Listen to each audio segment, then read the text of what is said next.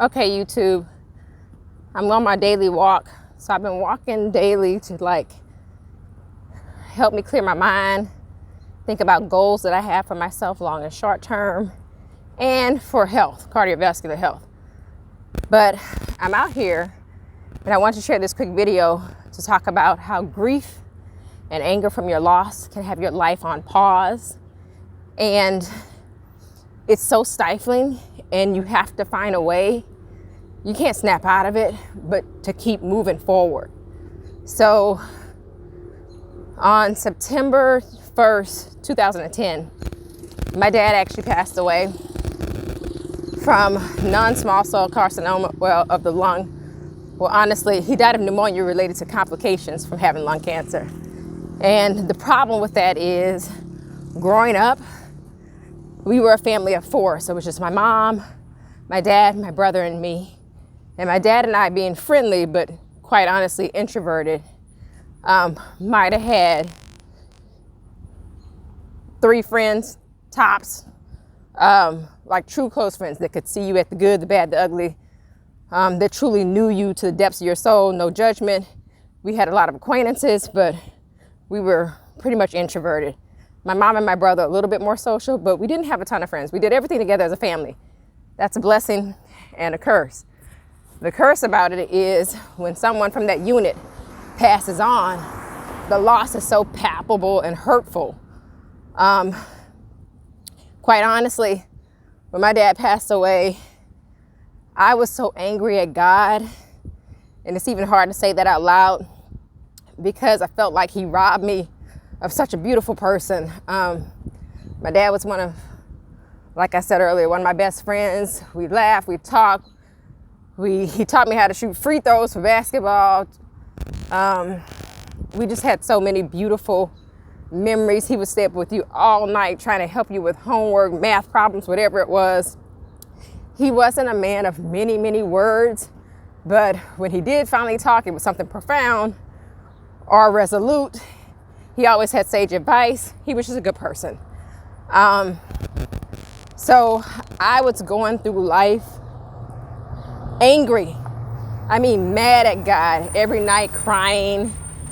I would just be walking like this sometimes, and I would just like break down, screaming, crying, asking God to help me, but then also mad at him, like, why? And finally, I'm like, why did you take my dad from me? He was robbed. He was so young when he passed away. My dad was 59 years old when he passed. And I'm like, he had so much life ahead of him. I felt like he was peaking in his career. He was, becoming more of a philanthropist. He was deepening in his faith. He was so excited about worship and church, and just so many things were happening in our lives. And I felt like he was cut down. And so God was just like, his walk is not your walk. So he finished his journey, and I'm not done with you. Are you going to let this anger keep you from walking into the call of your life? And I'm just still crying, still not accepting it. But honestly, I feel like whatever is set before you, you got to release and trust God, and then follow through with actions that say whatever promise that he has for me, he's given me everything I need to fulfill it, even if it doesn't look like it right now. So whether you came from a nuclear family like mine and then lost one of your leaders, your patriarch, your core people, or you came from a broken home where you didn't have both of your parents, God will insert other people in your life to be whatever that void is that you're missing. But you can be so hurt and so angry that you are actually blocking people from getting close to you and missing out on these wonderful blessings. So I'm just here to say that even though you're hurting, it's valid. Don't turn your back on God. He's constantly reaching out for us. It's whether or not we're going to reach back to make that covenant with him so that we can get clarity, we can get peace.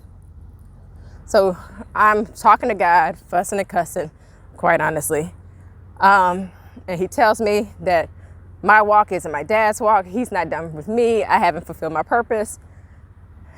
I'm stressed out. I'm not accepting that. I go to bed that night. I hadn't been able, because I was so hurt and so angry. Even though I had such a wonderful childhood, I could not see my dad's face when I closed my eyes. I couldn't remember anything positive because I was so full of hurt and hell. And so that night I went to sleep. I closed my eyes and I see my dad. His back is turned to me. I'm running up to him and he turns around, smiles a little bit, and he was like, "So are you gonna do it this time?" And I'm like, "What?" And it's taking me back to a memory where we were out fishing and I could not cast the line for anything. So my dad baits my hook, puts a worm on there, gets a little fishing pole that's my size, and I swing it back and cast the reel. It gets hooked up in a tree. Him and my brother bust out laughing, and I start trying to get mad. Yank it down. And my dad's like, "We can lose bait and the hook. We don't want to lose the whole reel. But you breaking it. So I got a different job for you." I said, "Okay." So he goes over to his tackle box and he gets some rope out of there. He goes in his cooler and gets some ham hock. He ties a ham hock to this rope. He grabs a net. Him and my brother go to the bank or where we fishing and they start stomping around. And I'm like, "What y'all doing?" And he says, "We want to make sure there's no snakes over here. We're gonna fish. We're gonna be a few feet over. You're gonna crab. You just throw this ham hock in the water and you step on the string or put a rock on the string, something heavy. And when you see little crabs crawl up to this ham hock and they eating on it pretty good, you take your net and you scoop all of them up, scoop the ham hock up too. And then you turn the net over in that bucket." He was like, "You'll get to a point where you can cast a reel, but I don't want to throw you out there before you're ready. So let's do what you can do, and we all eat good tonight." I caught so many crabs, you couldn't tell me nothing. I was so proud. We came home in the house smelling like outside, as my mom would say, with the fish that they caught, the crabs that I caught, and we had a good Southern dinner. I grew up in Louisiana, in rural Louisiana. And so it was on and popping. We had like boiled corn, some potatoes, hot sauce. It was so good. I said all that to say, my dad was a Christ-like figure in my life that day. I was trying to make a square peg go in a round hole, trying to make something happen. And even though I wasn't ready yet, he found something else that I could do. And he stayed not far from me, watching over me, giving me provision, making sure that I was safe. And now I can cast a line. I don't fish often now because I live in St. Louis in the city. And it's just not a lot of time or space for me to do that. But I eventually did learn how to cast a line without tearing up a reel. And I do realize that anger can have you so irrational, so messed up that you're doing things that are counterproductive. Even if your path doesn't look like it makes sense, trust in the provision and the call over your life and just start walking and doing the motions. You will grow, you will learn, you will become more skilled, you will move forward, you will succeed. So I'm not saying that all of a sudden I'm all good, I'm about to cry now, thinking about my dad, but I am able to wake up every day and be a wife to my husband, a mother to my kids, present to my patients so I can help them get better. And that is making me more whole. It's giving me more vision, and I keep moving forward. I hope this was inspirational. It was helpful to you. I just couldn't sit still. I had to share it. I was actually listening to Kirk Franklin's The Storm Is Over Now, because 2020 has just been like pressing on me. And I was like, I don't care what goals I set. 2020 is not gonna have my dreams deferred.